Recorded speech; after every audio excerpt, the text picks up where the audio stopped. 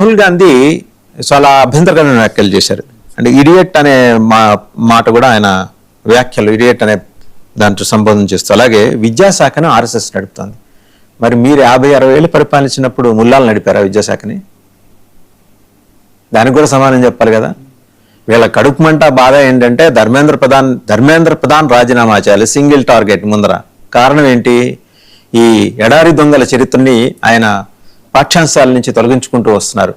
And నేను చెప్పక్కల్లా విశేష ప్రతిభావంతులు ప్రొఫెసర్ మురళీ మనోహర్ గారు ఉన్నారు. నేషనల్ ఎడ్యుకేషన్ పాలసీలో వారు పాలసీ రూపకర్తల్లో ఒకరుగా ఉన్నారు. వారికి ఎక్కువ అవగాహన ఉంటుంది. అవి తొలగిస్తూ వాళ్ళు చక్రవర్తులు కాదు, పాదుషాలు కాదు, లేకపోతే బాదుషాలు కాదు, ఎడారి దొంగలు మాత్రమే అని తీసేసి అసలు చరిత్ర మన ఛత్రపతిని, మన రాణా ప్రతాప్ని, మన కృష్ణదేవరాయల్ని, మన భోజ మహారాజ్ని, వీళ్ళ గురించిన అంశాలు చరిత్రలోకి తీసుకొస్తుంటే కడుపు మంట. వెస్ట్రన్ వరల్డ్కి కడుపు మంట, యూరోపియన్ వరల్డ్కి కడుపు మంట. సో ఆ కడుపు మంటను తీర్చుకోవటానికి డీప్ స్టేటు రకరకాల మార్గాల్లో వికృతాంగాలతోటి వచ్చి ఎన్నో ప్రయత్నాలు చేసింది. సిజేపీ ఆందోళన ద్వారా కొంత మేరకు సక్సెస్ సాధించింది. రైట్. ఇప్పుడు ధర్మేంద్ర ప్రధాన్ కొంతలో కొంత ఏంటంటే soft when compared to Pralhad Joshi. ఇప్పుడు వాళ్ళు పెనం మించి లేచి పొయ్యిలో పడ్డారు. ప్రహ్లాద్ జోషి చాలా టఫ్ గై టు హ్యాండిల్. ఇంతకన్నా వాళ్ళ దృష్టిలో ఈయన అరాచకవాది అంటారు కదా ఎవరిని, ప్రధాన్ని. ఈ అరాచకవాదికి 1000 times ప్రహ్లాద్ జోషి. ఇంతకింత సినిమా చూపిస్తాడు, 70mm చూపిస్తాడు, డౌట్ ఏం లేదు. ఈ దొంగ చరిత్రలు అండ్ అలాగే వాళ్ళని కీర్తిస్తూ రాసిన పాఠాలు. వాళ్ళు రాహుల్ గాంధీకి ఒకటే ప్రశ్న, మన భారతదేశ తొలి విద్యాశాఖ మంత్రి ఎవరండి? ఆయన ఇక్కడ పుట్టారా? ఆయన ఒక ముల్లా. ఆయన ఇనిషియేట్ చేసిన చరిత్రను మనం చదువుకున్నాం, దరిద్రం ఇన్నాళ్ళు. ఇవాళ మారుతోంది. అసలు చరిత్రను తెలుసుకునే ప్రయత్నం ఒకటి జరుగుతోంది. జరుగుతున్న క్రమంలో అవరోధాలు ఎదురవుతాయి. అందులో భాగంగా ధర్మేంద్ర ప్రధాన్ రాజీనామా. ఆయన ఏమంటాడు? ఆర్ఎస్ఎస్ విద్యాశాఖ. రాహుల్ గాంధీ ఏమన్నారు ఒకసారి చూసి మీ దగ్గరకు వద్దామండి.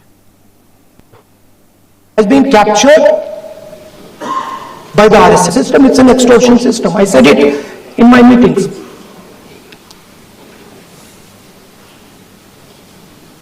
And it's a system that has been captured. It's a system that has been captured. The soul of the system has been captured by the RSS. The soul, sir. Rajnath Singh ji said, please.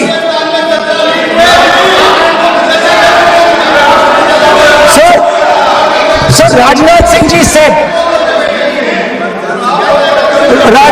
ji said that we are not the UPA. Our ministers never resign. He's right.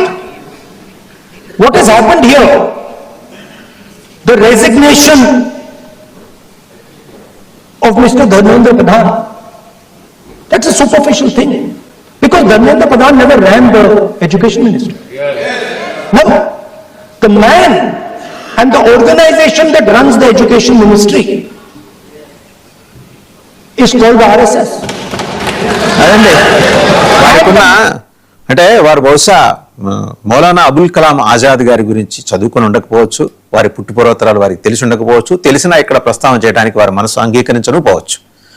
So ఇలాంటి విపరీత పోకడలు ఉన్న వాళ్ళు initiate చేసిన చరిత్ర. కేరళ చూడండి, కేరళలో ఐయుఎంఎల్కే ఇప్పుడు విద్యాశాఖ ఇస్తారు. ఒక కాంగ్రెస్ అండ్ ఐయుఎంఎల్ ప్రొఫెసర్ గారికి బాగా తెలుసు. వాళ్లే సిలబస్ తయారు చేస్తారు అక్కడ. దాని గురించి ఏమేమి మాట్లాడతాడు? అండ్ అలాగే వాళ్ళ రాష్ట్రాల్లో జరిగిన పేపర్ లీకుల గురించి ఏం మాట్లాడుతారు? వాళ్ళ గౌరవ ప్రియాంక వారు ఏం జరుగుతూ ఉంటాయి పేపర్ల తర్వాత లీకులు ఉండవా అని చాలా బాగా చెప్పారు, సటిల్గా చెప్పారు. ఆవిడకున్న విశేషమైన అవగాహన పట్ల మనం పరిపూర్ణంగా ధన్యవాదాలు తెలియజేయాలి ఆవిడకి. ఈయన అతనికంటే ఘనుడు ఆచంట మళ్ళన్నట్టు ఈయన తరహా ఈయనది. ఆర్ఎస్ఎస్ నడుపుతోందిట. మరి ఇనీషియల్గా 50 ఏళ్ళు ఆ వ్యవస్థను నడిపిన కాంగ్రెస్ ప్రభుత్వంలో వాళ్ళు చేసిన చరిత్ర వక్రీకరణలకి ఈయన సమానం చెప్తాడా లోక్సభ సాక్షిగా? లేకపోతే ఆయన సాయంత్రం పూట కాన్స్టిట్యూషన్ క్లబ్లో ప్రెస్ మీట్లోనూ ప్రజెంటేషన్లు ఇస్తుంటాడు. అది కూడా అంటే ఈ ఆగస్టు 12 వరకు, 13వ తారీఖు మళ్ళీ పత్తా ఉన్నాడు ఆయన. ఏ కొలంబియానే వెళ్ళిపోతాడు. సో ఇక్కడ మొదటిగా చూసుకోవాల్సిన అంశం ఏంటంటే అండి, ఇప్పుడు ముళ్ళుతోనే తీయాలి. అసలు వీళ్ళకి సౌమ్యుడు పనికిరాదు, అందు గురించి ఇంకా కట్టర్ అయిన వారిని తీసుకొచ్చారు. సో ప్రహ్లాద్ జోషి గారు 5 term MP, Hubli Dharwad region నుంచి. విశేషమైన అనుభవం ఉంది వారికి. ఇంకోటి ఏంటంటే వాళ్ళు ఈద్గా ఒక కాంట్రవర్సీ ఉంది అక్కడ, ఈద్గా మైదాన్ కాంట్రవర్సీ దగ్గరుండి ఆయన నడిపించిన వ్యక్తి. అక్కడ మెజారిటీ లేకపోయినా బీజేపీని కర్ణాటకలో పవర్ లో తీసుకొచ్చిన వ్యక్తి, పార్లమెంట్ అఫైర్స్ మినిస్టర్ గా తీసుకొచ్చిన వ్యక్తి. అందు గురించి వారికి ఉన్న అనుభవమే వీళ్ళకి సరిపోతుందని వారిని తీసుకొచ్చారు. సో అందు గురించి ఏంటంటే వీళ్ళకి అది మింగుడు పడటం లేదు. సో ఇంకా ఆ ఫ్రస్ట్రేషన్ ఎలా వచ్చిందంటే ఈ రూపంలో వచ్చేసింది. అయితే ఇంకా మనం చూసుకోవాల్సిన ముఖ్యమైన అంశాలు ఏమున్నాయంటే అండి, ఇప్పుడు కాంగ్రెస్ కి క్రెడిబిలిటీ లేదు. యాక్చువల్లీ వాళ్ళు ఏం చెప్పినా జనాలు నమ్మరు. ఇప్పుడు ఆమ్ ఆద్మీ పార్టీ కూడా ఏం చెప్పినా సరే ఎవరు నమ్మరు. ఇష్యూలు ఉన్నప్పుడు, క్రెడిబుల్ ఆల్టర్నేటివ్స్ లేనప్పుడు ఇటువంటివి ఏవో పుట్టుకొస్తూ ఉంటాయి. ఈ కాక్రోచ్ లాంటి, బొద్దింకల్ లాంటివి ఏవో పుట్టుకొస్తూ ఉంటాయి. అప్పటికప్పుడు హిట్ కొడితే టైంకి సరిపోతుంది, పర్లేదు. ఇప్పుడు ఇది ఒక ఐ ఓపెనర్ గవర్నమెంట్ కూడా. ఇటువంటి వస్తూ ఉంటాయి. ఇంకా యాక్చువల్ చూసుకుంటే మోదీ గవర్నమెంట్ ఏం చేసింది, ఎస్పెషల్లీ విద్యారంగంలో అనుకుంటే, నేను ప్రొఫెసర్ గారి ముందు నేను చాలా చిన్న పిల్లవాడిని, నేను ఎక్కువ చెప్పను, కానీ కొంచెం డేటా పాయింట్స్ ఏవైతే ఉన్నాయో అవే చెప్తాను నేను. ఎందుకంటే ఐఐటీలు ఈ గవర్నమెంట్ 2014లో 16 ఉండేవి, ఇప్పుడు 23 ఉన్నాయి. ఐఐఎంలు 13 ఉండేవి, 21 ఉన్నాయి. ఇంకోటి ఎయిమ్స్ 7 ఉండేవి, 23 అప్రూవ్ అయింది, 18 ఫంక్షనల్ ఉన్నాయి. మెడికల్ కాలేజీలు 387 ఉండేవి, ఇప్పుడు దగ్గర 844 ఉన్నాయి. అంటే దాంట్లో మనం చూసుకోవాల్సిన అంశాలు ఏంటంటే అండి, ఆ 387లో దగ్గర 350 వరకు అందరు పొలిటీషియన్ల దగ్గరే ఉండేవి. మెడికల్ సీట్లు 51,000 ఉండేవి, ఇప్పుడు 1,40,000 ఉన్నాయి. అలాగే పీజీ సీట్లు 31,000 ఉండేవి, ఇప్పుడు 86,000 ఉన్నాయి. అలా మనం చూసుకుంటూ వెళ్తే ఇప్పుడు ఈ ఆయుష్ లో కూడా ఇంకా అలోపతి డాక్టర్ వీళ్ళందరినీ కలుపుకుంటే మనకి 811 మంది జనాభాకి ఒక డాక్టర్ గారు ఉన్నారు.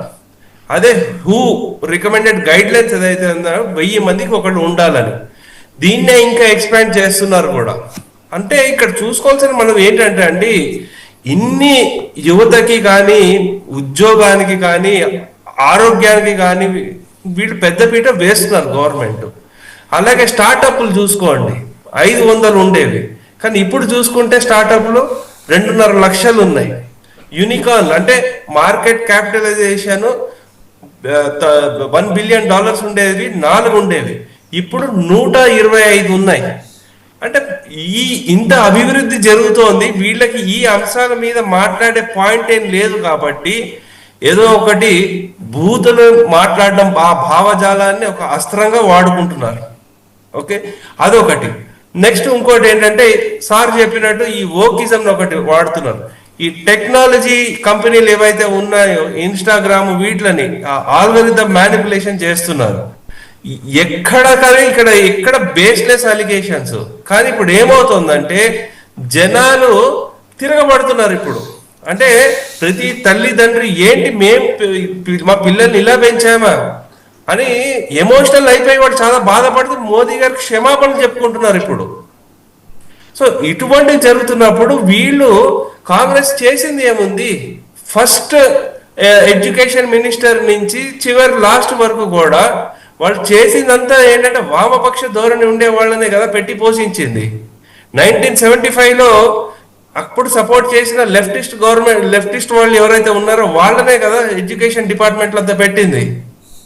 వీళ్ళు ఇప్పుడు దాన్ని సరి చేస్తూ ఉంటే ఆర్ఎస్ఎస్ అంటే ఇప్పుడు ఏంటంటే ఆర్ఎస్ఎస్, బీజేపీ హిందువుల పార్టీ లేకపోతే హిందూ ప్రాక్సీ అనుకుని వీళ్ళని అటాక్ చేస్తేనే, ఆర్ఎస్ఎస్ ని బీజేపీని అటాక్ చేస్తే హిందువులను అటాక్ చేసినట్టు. తద్వారా వాళ్ళకి కావాల్సిన కన్వర్షన్లు, వాళ్ళకి కావాల్సిన గజ్బాగే హింద్ ఏదైతే ఉందో ఆ ఎజెండాను ముందుకు తోసే ప్రయత్నంలో ఇది ఒకటి భాగంగా మనం చూడొచ్చండి. రైట్. ప్రొఫెసర్ మురళీ మనోహర్ గారు, ఇంకా ఆయన రాహుల్ గాంధీ గారు మాట్లాడుతూ నిన్న ప్రజెంటేషన్ సందర్భంగా మంత్రి కార్యాలయంలో ఆర్ఎస్ఎస్ కు చెందిన ఒక వ్యక్తి ఓఎస్డీగా ఉన్నాడు, ఆయనే మొత్తం సంధానకర్త, విధానకర్త, రూపకర్త, మొత్తం విద్యా వ్యవస్థనంతని విపరీతంగా నడిపేస్తున్నాడు. ఆయనే పాఠ్యాంశాలన్నీ కూడా రాసుకుంటూ వస్తున్నాడు. వాట్ నాట్, ఎంత నాన్ సెన్స్ మాట్లాడాలో అంతా మాట్లాడేశారు. ఒక ఓఎస్డి చరిత్ర రాశాడు అనుకుందాం, కాసేపు ఆయన చెప్పింది నిజం అనుకుందాం. మరి ఒక ముల్లా విద్యాశాఖ మంత్రిగా ఉన్నప్పుడు, తొలి విద్యాశాఖ మంత్రిగా ఉన్నప్పుడు, ఆయన ఆరిజిన్ ఈ దేశం కాదు, ఫస్ట్ ఆఫ్ ఆల్ అందరికీ తెలిసిందే. దాన్ని ఎలా స్వాగతించాం మనం? ఎలా ఆ 50 ఏళ్ల పాటు వాళ్ళు నడిపిన చరిత్రను చదువుకొని అది నిజమే అని నమ్మి ఔరంగజేబుని చక్రవర్తి అని, అక్బర్ ది గ్రేట్ అని, ఇంకా ది గ్రేట్ అని తీసేశారనుకుంటే ఈ మధ్యకాలంలో. పాలసీలో మీరు కూడా ఉన్నారు కాబట్టి మీరే ఎక్కువ చెప్పగలరు. ఇలా ఎంతమంది గ్రేట్లని, ఎంతమంది ఎంపరల్ని మనం చాలా దుర్మార్గంగా చదివేసుకుని వాళ్ళు అద్భుతంగా మత సామరస్యానికి విచ్చలవిడిగా కృషి చేశారని చెప్పేసి ఆనందించాం. దానికి సమానం చెప్తాడు ఈయన. వాస్ గారు, ఈ రాహుల్ గాంధీకి ఆర్ఎస్ఎస్ ఫోబియా అనే ఒక రోగంతో బాధపడుతున్నాడు. అడుగున ఆర్ఎస్ఎస్ అనే పేరు తీసుకోకుండా ఇప్పుడు ఆయన మాట్లాడలేడు. ఆ పదం ఒకటి ఆపేసాను అనుకోండి, ఆయన స్పీచ్ ఆగిపోతుంది. ప్రతిదానికి ఆర్ఎస్ఎస్ అని. నేను ఏమంటున్నానంటే, ఈ మంత్రిని తీసి ఆ మంత్రిని పెట్టి ఇంకో మంత్రిని పెట్టిన అందరూ ఆర్ఎస్ఎస్ఏ. ఆ పార్లమెంట్ లో ఉన్న వాళ్ళందరూ ఆర్ఎస్ఎస్ తో పనిచేసిన వాళ్ళే. కనుక మీరు ఇప్పుడు ఆర్ఎస్ఎస్ ను ఎక్కడ ఉంది అంటే ఇందు గలదు అందు లేదనే పరిస్థితి వచ్చేసింది. 100 ఏళ్ల తర్వాత ఆర్ఎస్ఎస్ ఊరూరుకు వచ్చేసింది. ప్రతి వ్యక్తిలోకి ఆర్ఎస్ఎస్ వచ్చింది. ఆర్ఎస్ఎస్ అనేది వైడ్లీ రెస్పెక్టెడ్ అండ్ అదేది accepted organisation in the country. కనుక అది కూడా ఆయనకు అర్థం కావడం లేదు. ఇంకా ఆర్ఎస్ఎస్ అనేది జీవితంలో ఒక భాగం అది. కనుక భావజాలం కూడా ఎంత ఉంటుంది, భారత్ భారత్ భారత్ కోసం ఏదైనా చేస్తాం, ప్రాణం ఇస్తాం అనే మనుషులే ఆర్ఎస్ఎస్ అంటే విడిగా ఏమీ ఉండరు వీళ్ళు. కనుక దీంట్లోంచి ఆయన బయటపడాలి. నిన్న మాట్లాడిన దాంట్లో ఒకటి అంధభక్త్ అనే పదము, ఈడియట్ అనే పదము, ఇంకేదో ఆర్ఎస్ఎస్ ఇలాంటి పదాలు తప్పితే నేనేమంటున్నా అంటే, మీరు ఈ బిల్లు పైన ఎందుకు మాట్లాడరు? నీటి సమస్య పరిష్కారం కొరకు మీ నోటి నుంచి ఒక్క పరిష్కార మార్గం చూయించలేరా? కనుక సమస్య పట్ల మీకు శ్రద్ధ ఉందా? అసలు సమస్యను పక్కకు పెట్టి రాజకీయం మాత్రమే మాట్లాడుతున్నారా? అందుకే ఇప్పుడు ఆర్ఎస్ఎస్ విద్యా విధానము అందరిలో ఆర్ఎస్ఎస్. నేనేమంటున్నాను అంటే, మీ చేతిలో ఉన్న 70 ఏళ్లలో విద్యారంగాన్ని మీరు ఏం చేశారు? వాసు గారు చాలా సార్లు విద్యారంగం అనగానే హిస్టరీ అనే ఒక సిలబస్ ను మనము సహజంగా మాట్లాడతాం. మన శివాజీ కనబడకపోయేసరికి మనకి ఇబ్బంది అనిపిస్తుంది. మన జిజియామాత కనబడేసరికి మన వీర సావర్కర్ కనబడాడు మన సిలబస్ లో. కనుక ఈ 70-75 ఏళ్ళు ఈ హిస్టరీని, చరిత్రను మనకు అందకుండా చేశారు. భారతదేశంలో భారతీయ విద్యలో భారతే లేదు ఇప్పుడు అసలు. కనుక దాని నుంచి బయటపడాలి కదా ఎప్పుడో ఒకసారి. ఇప్పుడు జరుగుతున్న NEP 2020 ఈ మూలాలను కదిలించే విద్య ఇది మోడీ గారు తెచ్చారు. కనుక నేను సింపుల్ గా ఒక మాట మాట్లాడతాను. మన విద్య అంటే నేను చాలా సార్లు అంటుంటాను, వాట్ ఈజ్ అవర్ ఎడ్యుకేషన్ అంటే రీడింగ్ రైటింగ్ ఎడ్యుకేషన్ అని అనుకున్నాం మనం. అందుకనే రీడింగ్ రైటింగ్ దేంతో, మైండ్ తో చేస్తాం కనుక ఓన్లీ కాగ్నేటివ్ డొమైన్ ఒక్కటే మన విద్య అడ్రస్ చేసింది 70 ఏళ్లలో. So there are 2 other domains ఉన్నాయి, ఇంకా 2 డొమైన్స్ ఉన్నాయి మన బ్రెయిన్ లోనే ఉన్నాయి. ఇవన్నీ కూడా కాగ్నేటివ్ డొమైన్ కాకుండా సైకోమోటార్ డొమైన్ అని ఇలాంటివి 3 డొమైన్స్ ఉన్నాయి. 3 డొమైన్స్ నేను సింపుల్ గా చెప్పాలంటే మన భాషలో ఈ హెడ్ సంబంధించింది థింకింగ్ ఎడ్యుకేషన్ అని, రీడింగ్ రైటింగ్ అంతా థింకింగ్ తో ఏర్పడుతుంది. కానీ డూయింగ్ ఎడ్యుకేషన్ అనేది మిస్ అయిపోయినాం మనం. అంటే చేతులతో కూడా పనిచేసేది విద్య అని. ఇది అలాగే ఫీలింగ్ ఎడ్యుకేషన్, హార్ట్ సంబంధం. అందుకే గాంధీజీ చెప్పాడు ఒకప్పుడు, education is not only to head, education is to head, hands and heart. కనుక ఈ heart education and hands education అనేది మన యొక్క విద్యలో మిస్ అయిపోయింది. ఇది ఎవరైనా మాట్లాడుతున్నారా? దీంట్లో మతం ఎక్కడ ఉంది చెప్పండి? దీంట్లో రిలీజియన్ ఎక్కడ ఉంది? ఆర్ఎస్ఎస్ ఎక్కడ ఉంది? అందుకే ఈ రోజు 70 ఏళ్ల తర్వాత మనం ఏమంటున్నా అంటే, అరే మన పిల్లలకు చేతితో ఒక పని చేయడానికి రాదే, పనికిరాని పిల్లలు తయారు చేస్తాం మనం, పూజకు పనికిరాని పువ్వులు వీళ్ళంతా కూడా. కనుక హయ్యర్ ఎడ్యుకేషన్ చదివాక కూడా మీరు మెకానికల్ ఇంజనీరింగ్ చేసింటారు, మీ స్కూటర్ చెడిపోతే మీకు ఏం చేయాలనో మీకు తెలియదు.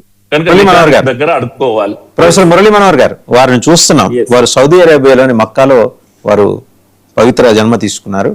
వారు ఇక్కడికి వచ్చారు. ఇక్కడికి వచ్చి UGC సాహిత్య అకాడమీ, సంగీత నాటక అకాడమీ లాంటి సంస్థలను స్థాపించారు. IITల స్థాపన వెనక ఆయన విశేషమైన కృషి చేశారు. మంచిగానే చెప్దాం. అండ్ అదే సందర్భంలో వారి పుట్టినరోజును జాతీయ విద్యా దినోత్సవం, మరి ఆయన పుట్టిన దేశంలో జరుపుకుంటారు లేదు కానీ మనమైతే జరుపుకుంటున్నాం. అది మనకి ఉన్నారుగా, మన విద్యావేత్తలు ఉన్నారుగా. మనం why not we consider Ramanujam? ఈ దేశంలో ఒక ఆర్యభట్ట జన్మదినాన్ని ఎందుకు పుట్టినరోజుగా మనం జాతీయ విద్యా దినోత్సవం ఎందుకు జరుపుకోలేము? ఖగోళ శాస్త్రానికి సంబంధించి ఎలాంటి ఆపరేటర్స్ లేని రోజుల్లోనే తారేగణాలో కూర్చొని నక్షత్రాలను లెక్కగట్టాడే, ఆయన పుట్టినరోజును ఎందుకు జాతీయ విద్యా దినోత్సవంగా మనం జరుపుకోలేకపోతున్నాం? అఖండమైన మేధావులు ఉన్నారు గణితంలో, కళ్ళు లేని పుట్టుగుడ్డు అయిన ఒక మేధావి ఆంధ్రప్రదేశ్ ఆయన సంజీవ్ రాయ్ శర్మ గారు ఉన్నారు. అలాంటి వాళ్ళని ఎందుకు మనం కన్సిడర్ చేయలేకపోతున్నాం? వై అబుల్ కలాం ఆజాద్ స్టిల్ జాతీయ విద్యా దినోత్సవంగా ఆయన పుట్టినరోజును ఇప్పటికీ ఈ దేశం సెలబ్రేట్ చేసుకుంటుంది. అందుకే పుట్టుకతోనే మన భారతదేశం స్వతంత్రం వచ్చిన పుట్టుకతోనే మనము విద్యారంగాన్ని తప్పుదారి పట్టించాము. అందుకే మన అండర్స్టాండింగ్ అబౌట్ ఎడ్యుకేషన్ గురించే నేను చెప్తున్నాను. రీడింగ్ రైటింగే కాదు ఎడ్యుకేషన్ అంటే, డూయింగ్ ఎడ్యుకేషన్ ఒకటి ఉంటుంది అని మనకు తెలియదు. ఫీలింగ్ ఎడ్యుకేషన్ ఒకటి ఉంటది, ప్రేమ, దయ, కరుణ, ఇవి మిస్ అయిపోయినాయి. ఇవి కదా బేసిక్స్. కనుక ఇప్పుడు 68లో కొఠారి కమిషన్ వచ్చింది, మొదటి జాతీయ విద్యా విధానం. 86 లో రెండవ జాతీయ విధానం రాజీవ్ గాంధీ తీసుకొచ్చాడు. 86 తర్వాత అంటే సుమారు 35-40 ఏళ్ల పీరియడ్ లో విద్యారంగంలో ఏ మార్పు లేదు. 86 లో మొబైల్ లేదండి, మొబైలే లేదు. ఇంటర్నెట్ ఇచ్చిపెట్టు, మొబైల్ లేదు, ఇంటర్నెట్ లేదు, ఇంటర్నెట్ ఆఫ్ థింగ్స్ లేదు. ఎన్ని వచ్చినాయండి? ఇప్పుడు ఏఐ వచ్చింది, మిషన్ లెర్నింగ్ వచ్చింది. ఇన్ని వచ్చినాక, ప్రపంచమే మారిపోయినాక మన విద్యారంగం మారకుండా ఉంటుందా? మరి ఎందుకు కాంగ్రెస్ దీన్ని అడ్రస్ చేయలేదు? ఎందుకు మోడీ గారు మాత్రమే అడ్రస్ చేశారు? అందుకే ఎన్ఈపి 2020 అనేది మూలాలను కదిలించే విద్య. హోలిస్టిక్ ఎడ్యుకేషన్ అనేది మొదటిసారి holistic development of the child అని అంట. Man making education Swami Vivekananda చెప్పేవాడు. కనుక IIT making education, NIT making education కాదు ఇది. ఇప్పుడు వచ్చేది ఏంటంటే మ్యాన్ మేకింగ్ ఎడ్యుకేషన్. మన పిల్లలకు వాల్యూస్ లేవు, మనకి ఇది లేవు అని ఏడుస్తూ ఉంటాం. మనం ఒక సచిన్ తెండూల్కర్ హైదరాబాద్ లో పుట్టింటే నేను అంటానండి, మన అమ్మలు ఏం చేస్తారంటే 6వ తరగతిలో ఫౌండేషన్ ఐఐటి ఫౌండేషన్ కావాలి, కమాన్ నారాయణలో వెళ్ళి పంపించండి, చైతన్యను పంపించండి వాళ్ళ అమ్మ పంపేది. పాప మహారాష్ట్రలో ఉన్నందుకు ఆ ట్రెండ్ లేదు. ఆ అమ్మాయి ఏం చేసిందంటే 10th ఫెయిల్ అయినా కూడా పోరా నువ్వు ఆడుకో అని చెప్పింది ప్రపంచానికి. Excellent observation professor Murali Manohar గారు. ఖచ్చితంగా మీరు ఇంకొక మాట అన్నారు, కంక్లూడ్ చేసే ముందు ఒక మాట ప్రస్తావన చేస్తాను. న్యూ నేషనల్ ఎడ్యుకేషన్ పాలసీ మూలాలను కదిలించడం, కాంగ్రెస్ మూలాలను కదిలించడానికి వచ్చింది. మీరు అన్నదానికి ముందు నేను ప్రిఫిక్స్ చేస్తున్నాను, కాంగ్రెస్ మూలాలను కదిలించడానికి వచ్చింది. అందుకనే రాహుల్ గాంధీ గారికి, గౌరవ ప్రియాంక వాద్రా గారికి మింగుడు పట్టల మన సంస్కారం వాళ్ళని గౌరవాన్ని సంబోధించమని చెబుతోంది. మనం అది దాటం, విమర్శ చేసినా కూడా సంస్కారపూరితంగా గౌరవంగానే గౌరవ రాహుల్ గాంధీ, గౌరవ ప్రియాంక వాద్రా అని చెప్తాం. వాళ్ళ మనసులు మారాలి, వాళ్ళ మైండ్ సెట్ మారాలి. దేవుడు ఆ దిశగా వాళ్ళకి మంచి మనసు ఇచ్చే దిశగా దేవుడు కూడా కొంత సమయం తీసుకుని వాళ్ళ మీద పనిచేసి వాళ్ళని మార్చాలని కోరుకుందాం. ఎందుకంటే వారు చేసిన అభ్యంతరకర వ్యాఖ్యలు, వారు మాట్లాడిన దుర్భాషల్ని మనం ఇక్కడ రిపీట్ చేయలేం. సో వాళ్లే మారాలి. మారే దిశగా మరి ప్రయత్నం సమాజం వైపు నుంచి కూడా ప్రయత్నం జరగాలి. లేకపోతే ఈ కాక్రోజులు దేశం అంతా కూడా వచ్చేస్తాయి, రకరకాల అంటురోగాలకి కారణం అవుతాయి. So thank you very much అండి for participating in the debate. Professor Murali Manohar గారు, పేకేట్ గారు, ఇద్దరికి కూడా ధన్యవాదాలు. And thank you very much